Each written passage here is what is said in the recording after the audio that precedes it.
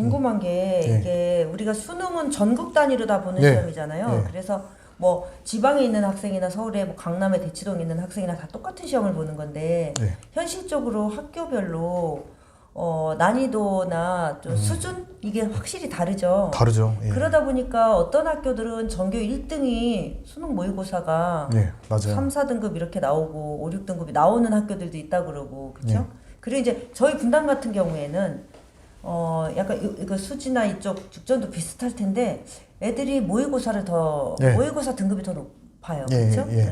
그러면은 이게 이제 분당이나 용인, 그다음에 대치, 그다음에 뭐 지방 이렇게 이제 학교별로 난이도가 이렇게 다른데 내가 들어갈 학교의 난이도는 어느 정도 어떻게 가늠할 수 있어요? 뭐 족보 같은 거 보고 하면 되나요?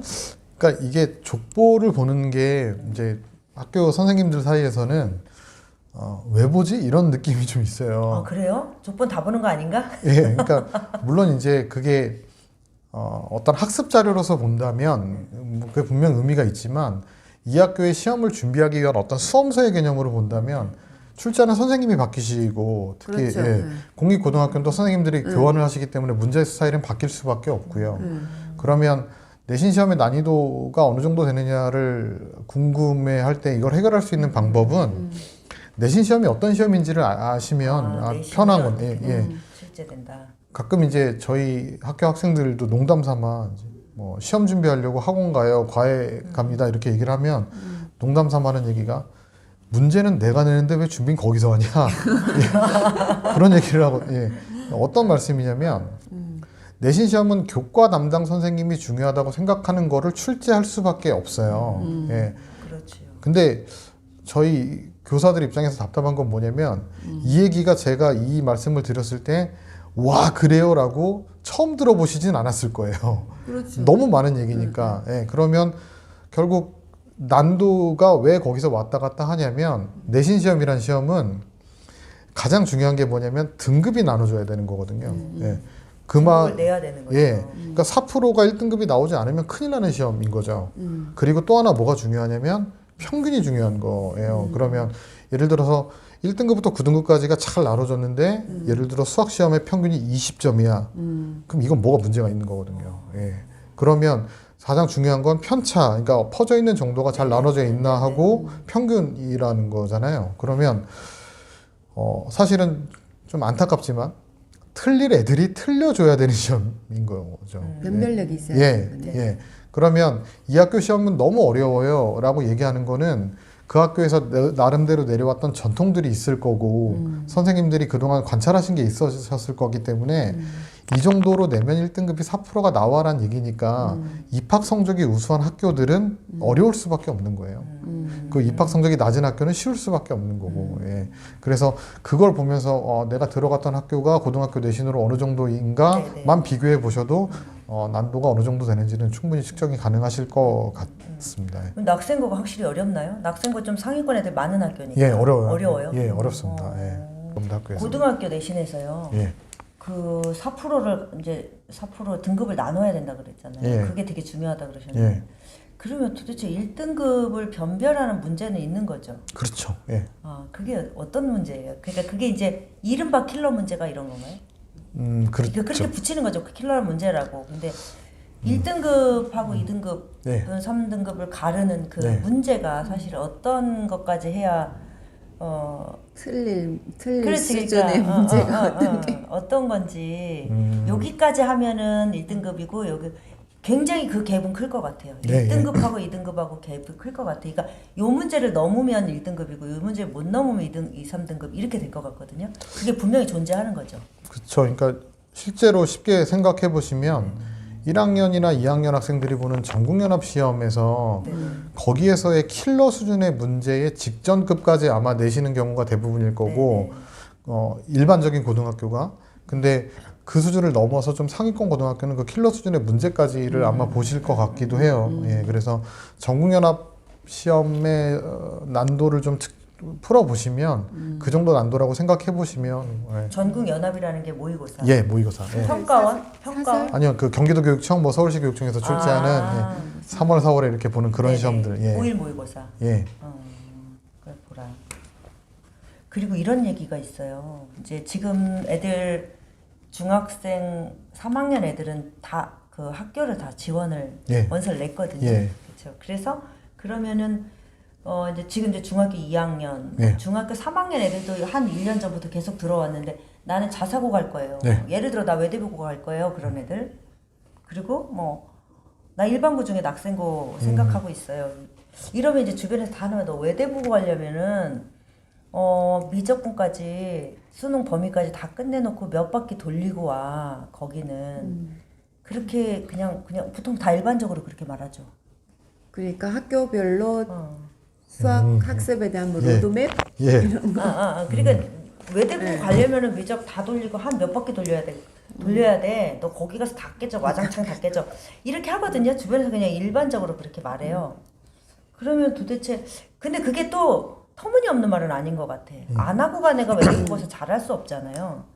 그쵸? 낙생고 같은 데 가서 안 하고 간 애가 가서 1, 2등급 못 하잖아. 기본부터 그쵸. 할 시간이 너무 많이 걸리고 주어진 시간은 한정돼 있으니까 그러려면은 이제 얼마만큼 이거 학교별로 예. 수준을 맞춰서 해야 되는지 현실적인 얘기를 좀 해주세요. 이런 아까 말씀드린 거랑 약간 궤를 같이 하는 게 결국은 평균이거든요. 아. 예, 그러면 외대부고에 오는 학생들이 예를 들어 미적분까지 끝내고 왔으면 그 학교에서 시험 문제 난도를 어느 정도를 내야 평균을 맞출 수가 있고 등급을 나눌 수가 있을 건지 그럼 당연히 그 학교의 시험은 어려울 수밖에 없고 그러면 미적분을 공부한 애들까지 풀 수 있는 문제를 거기서 출제를 하실 테니 해야 되겠다. 아마 그런 논리인 것 같아요. 그래서 아마 최상위권 근데 이것도 그러면 선행학습을 해야 된다는 얘기입니까? 하지 말아야 된다는 얘기입니까?로 가는 건데 아까 처음에 말씀드렸던 거랑 비슷한 게 외대부고를 갈 정도의 학생이면 중학교 때 공부를 잘했던 학생들이잖아요. 그쵸. 네. 아까 말씀드린 것처럼 그런 학생은 선행을 해도 됩니다. 예, 준비가 다 돼 있으니까. 그래서 미적을 하는 거일 거지. 그게 선행을 여기까지 해야 되고 뭐 미적을 몇 바퀴 돌려야 되고 그거까지는 예, 그걸 뭐 어떤 커리큘럼상으로 잡기는 좀 무리가 있지 않나. 예. 중학교가 절대평가여서 애들이 착각하고 있다가 정말 와서 깨지는 애들 많나요? 많이 있죠. 많이 있어요. 많이 있고요. A 등급을 그러니까 A였는데 사실은 그 A가 고등학교로 바꾸면 3, 4등급까지 내려가기 때문에 본인들은 잘하는 줄 알았는데 결국 중위권이었네 이렇게 생각하는 아이들이 많고요. 그래서 아까도 계속 말씀드렸던 부분이지만 뭐 외대부고에 합격할 정도의 우수한 학생들이 미적을 미리 배우는 게 그렇게 크게 문제가 될 것 같지는 않고 그 준비가 돼 있으면 계속 공부를 해야 되는 면이 있는 거죠. 근데 미적을 몇 바퀴 돌려야 되고 그거 부분에 있어서는 이 학생들이 1학년에 올라가서 공부를 해도 충분히 그거를 할 수가 있는 게 뭐냐면 이런 논리인 것 같아요. 외대부고에 가서 내신이 안 깨지려면 미적을 여기까지 해야 돼 이건데 이제 제가 수학교사긴 하지만 입시적인 관점으로 볼 때 그럼 외대부고에서 도대체 몇 프로가 내신 가지고 대학교를 가는데 이렇게 보면 거의 대부분이 정시 수능 쪽이 그러면 외대부고 애들끼리 정시를 경쟁하지 않을 텐데 너무 이렇게 앞서 나갈 필요를 물론 앞서 나가면 좋겠죠. 좋은데 너무 이렇게 부담 갖지 않고 너무 앞서가는 거는 그게 좋지 않은 것 같아요. 소화 가능한 선에서 하는 게 좋지 않을까. 각 학교마다 내신이 예. 좀 다르기도 한데 근데 그거 말고 진짜 선생님이 얘기하셨던 것처럼 예. 경쟁자는 우리 학교에 있는 친구가 아니고 전국고에 있는 친구들이잖아요. 예.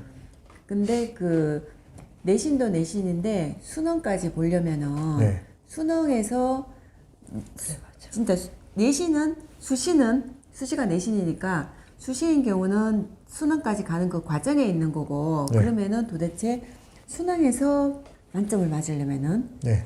어떻게 이 과정마다 준비를 제대로 하면 좋을까요? 대부분의 학생들이 만점을 위해서 노력하는 것 같아요. 그렇죠. 예, 공부의 목표는. 예. 근데 그게 단계마다 밟아서 올라가야 되는데 갑자기 확 어려운 걸 풀거나 이런 느낌들이 좀 있어요. 예. 근데 그런 생각이 좀 필요할 것 같아요. 그러니까 수능 시험의 문제 출제 기조가 어떻게 변화되고 있는지에 대해서를 잘 파악을 한다면 대표 유형 문제를 무지하게 많이 푸는 것들이 중요한 거냐, 그러니까 문제풀이를 열심히 하는 게 중요한 거냐. 근데 제가 지금 이 질문을 굉장히 많이 받으면 농담 삼아 하는 얘기가 뭐냐면 그럼 문제풀이를 많이 하는 게 좋습니까? 아니면 한 문제를 심도 있게 연구하는 게 좋습니까? 라는 질문하고 좀 궤적을 같이 하면서 공부를 하더라고요. 이런 얘기를 가끔 해요. 길을 걸어가다가 10,000원짜리랑 50,000원짜리가 있으면 뭘 주시겠어요? 당연히 5만원짜리. 둘 다 주셔야죠. 그러니까 무슨 말씀이냐면 문제풀이를 많이 해도 실력이 오르고요. 심화를 해서 깊이 해도 실력이 둘 다 해야 되는 거인 거죠. 그러면 지금 물어보신 게 만점을 받기 위해서는 어떻게 공부를 해야 될 거냐 그러면 기출 문제가 완벽하게 돼 있고 뭐 EBS가 완벽하게 풀려 있으면 돼 라는 측면인데 왜 이 말씀을 드리냐면 가끔 이렇게 상담을 오시면 만점 받으려면 어떻게 해야 돼요? 뭐 서울대 가려면 어떻게 해야 돼요? 라고 있는 그 질문의 저변에 깔려 있는 의도가 뭐냐면 한 큐 해결할 수 있는 무슨 방법이 있어요? 한 큐. 한 큐. 딱 정리해서 좀 알려주세요. 쉽게 어떻게 하면 돼요? 근데 가끔 학생들이나 학부모님들한테 말씀드리는 게 뭐냐면 공부 잘하는 방법은 대한민국 국민들이 다 알고 있습니다. 맞습니다. 예습 복습 열심히 하면 돼요. 근데 그거를 안 하면서 그거 말고 좀 그러니까 약간 경제 논리죠. 어떻게 하면 제가 최소의 노력을 기울여 최대 효과를 거둘 수 있을까요? 최고의 가성비. 그게 없습니다. 그냥 열심히 무지하게 열심히 해야 되는 거고, 그러니까 가끔 이런 얘기를 해요. 공부를 즐긴다. 근데 안 즐겨지거든요. 저는 지금도 수학 문제 풀기 싫거든요, 사실은. 그래서 힘들어야 되는 것 같아요. 선생님도 풀기 싫고. 힘들어야 되는 것 같습니다. 그 예전에 왜 아웃라이어에서 1만 시간의 법칙. 그렇죠. 그쵸, 그 시간을 이제 가져야 된다는 거잖아요. 그래서 그나마 이제 방법으로 말씀드릴 수가 있는 게 뭐냐면 문제를 풀 때 상위권 학생들 같은 경우에 어려운 문제를 학생들이 어렵고 잘 못 푸는 이유가 뭐냐면 어떤 솔루션이 하나 제시가 되면 그대로 문제를 풀어서 딱 답을 내는 게 너무 좋죠. 이 문제는 이렇게 풀어, 이 문제는 이렇게 풀어. 근데 어려운 문제는 뭐냐면 여기서 이걸 해결하고 가야 되고 이걸 해결하고 가야 되고 이런 단계를 거쳐야 되니까 내가 앞으로 나갈 길에 대한 로드맵이 있어야 되는 건데 그거 하는 게 너무 힘들어 하는 거예요, 학생들이. 그러니까 저 혼자 부르는 말로 그게 문제를 경영하는 능력이라고 얘기를 하거든요. 문제를 적절히 경영해야 되는. 그래서 상위권 학생들 같은 경우는 가장 추천을 많이 해주는 방법이 뭐냐면 해설지 쓰라고 많이 시킵니다. 해설지를 직접 만들어라. 해설지가 쉽지 않은데 그죠? 그거를 만들어야 내가 여기서 왜 이 방향으로 가야 되는지를 정확히 제시를 하고 가야 되기 때문에 정자로 써라라고 얘기를 많이 하죠. 그 과정을 거치면은 진짜 자기께 되겠네요. 확실히 올라갈 겁니다. 그리고 최상위권 학생들한테 제일 추천하는 방법은 다른 풀이를 찾아라 이렇게 시켜요. 한 번 푼 문제를 가져다 놓고 다르게 풀어봐라. 그렇지. 맞아. 앞 문제에서 풀이법이 한계가 있는 건 아닐 거 아니에요, 그죠? 근데 그래서 찾아도 좋고요, 실패해도 좋습니다. 그렇죠. 그러니까 사고를 자꾸 생각을 해요. 맞습니다. 그러니까 상위권 학생들은 좀 위로 올라가면 올라갈수록 문제풀이 양에 집착하는 경우들이 좀 있어요. 내가 많이 풀어야지, 많이 풀어야 되는데 그 학생들은 굳이 그럴 필요 없거든요. 그러니까 사고를 깊이 생각해야 되기 때문에 좀 중위권 이하의 학생들한테는 어디까지 공부하느냐가 되게 중요해요. 조금 양측이 더 필요하고. 오늘은 30문제 풀어야지 이게 중요한데 이제 상위권은 몇 시간 동안 해야지, 오늘 하루 종일 해야지 이런 게 더 중요하거든요. 그래서 좀 뭐 만점을 위한 학생들한테 많이 추천하는 방법이 해설지 만드는 거랑 다른 풀이. 다른 풀이법을 생각을 해보라는 거. 그러니까 제가 여기서는 되게 포장해서 다른 풀이라고 얘기하지만 학생들한테 별짓 다 해봐라. 뭐 이런 그러니까 그 엔제는 그러면은 어떤 문제인 거예요? 애들이 지금까지 유형화되지 않은, 그러니까 기출이 아닌 거 새로 나온 새로운 유형의 문제인 거죠. 새로운 유형? 신유형은 아니고요. 그냥 나왔던 문제들을 뭐 약간 조건들을 좀 수정하거나 뭐 그래서 나오는 거고요. 말씀해주신 신유형은 아마 뉴스에 이제 킬러라고 나오는 문제들 그런 경우가 많을 겁니다. 예전에 취재를 할 때 수능은 똑같은 문제 안 나와요. 그래서 항상 새로운 문제 나와요. 그래서 애들이 어려워하는 거니까. 유형으로 암기해가지고 절대 잘 볼 수 없다. 그 이제 국어도 왜 자기가 배웠던 글이 하나도 안 나오는 거잖아요. 처음 보는 글을 읽어내야 되는 게 수능인데 이제 수학도 항상 유형을 암기해서 잘 풀 수 있는 거는 등급이 한계가 있다. 신유형이 나온다 그랬거든요. 그러니까 처음 보는 느낌이 문제겠죠. 예, 그러니까 느낌이 어떠냐면 유형을 암기한다는 느낌이 영어 시험을 보는데 교과서를 외워서 가겠다는 느낌이거든요.